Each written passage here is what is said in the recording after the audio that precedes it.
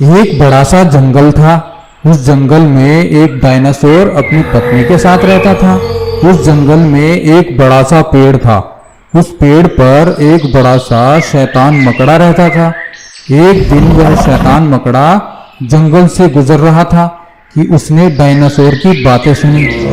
Dinosaur और उसकी wife दोनों आपस में बातें कर रहे थे। सुनो जी, जल्दी ही मैं अंडे दूंगी और फिर उनमें से हमारे सुंदर सुंदर बच्चे होंगे।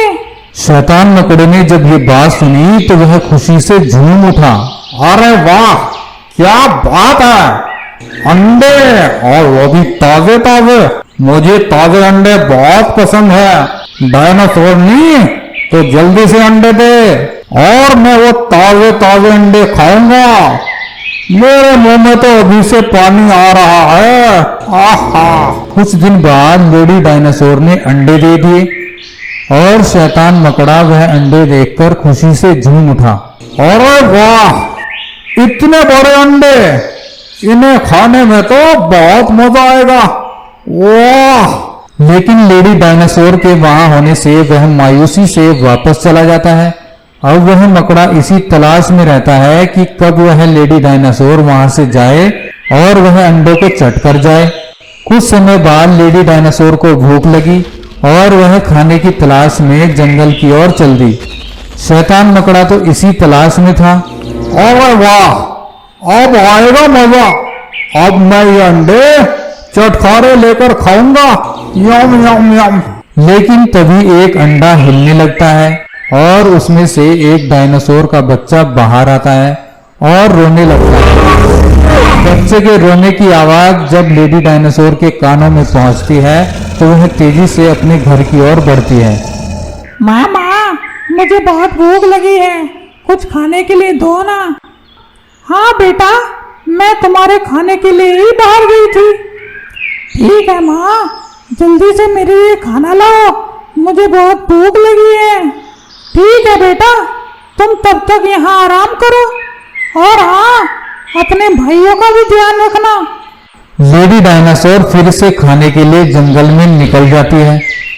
अब वह शैतान मकड़ा अंडों की ओर बढ़ने लगता है। आह! आह! मुझे बहुत जोरों की भूख लगी है। अब मैं ये अंडे खाऊंगा। आह! वाह! अरे दुष्ट मकड़े, यहाँ से दूर हो जा। मेरे होते हुए तो मेरे भाइयों का कुछ नहीं बिगाड़ सकता। वो नन्ही सी जान अभी अभी तो अंडे से निकला है। तू मुझे अंडे खाने से कैसे रोकेगा? बोल। तो मुझे कमजोर मत समझ। हे शैतान मकड़े, मैं अभी दहाड़ लगाकर अपनी माँ को बुलाता हूँ। और वह जोर से दहाड़ता है। उसकी दहाड़ जंगल में घूम रही लेडी डायनासोर के कानों में पहुंचती है। अरे, ये तो मेरे छोटू की आवाज है। लगता है वो मुसीबत में है। मुझे जल्दी से उसके पास जाना चाहिए। लेडी डायनासोर तेजी से अपने बच्चों के पास पहुंच जाती है। उसे देखकर वह शैतान मकड़ा वहां से भाग जाता है। माँ, मैंने अपने भाइयों को कुछ नहीं होने दिया। देखो, वो बिल्कुल सुरक्षित है। हाँ बेटा, तुम बहुत बहादुर हो, लेकिन तुम अभी छोटे हो और अभी तुम उस शैतान मकड़े का मुकाबला नहीं कर सकते। अभी वह चला गया है, लेकिन वह फिर से आएगा। जरा ध्यान रखना बेटा। रात में जब डायनासोर आता है तो लेडी डायनासोर उसे शैतान मकड़े के करतूत के बारे में बताती है। अगले दिन डायनासोर कहता है, तुम एक काम करो, यहाँ से जंगल में चली जाओ। उस शैतान मकड़े को तो मैं ठिकाने लगाता हूँ। ये सुनकर लेडी डायनासोर जंगल में चली जाती है और डायनासोर अपने बच्चे के साथ घर के अंदर छुप जाता है। तभी वहां वह शैतान मकड़ा आता है।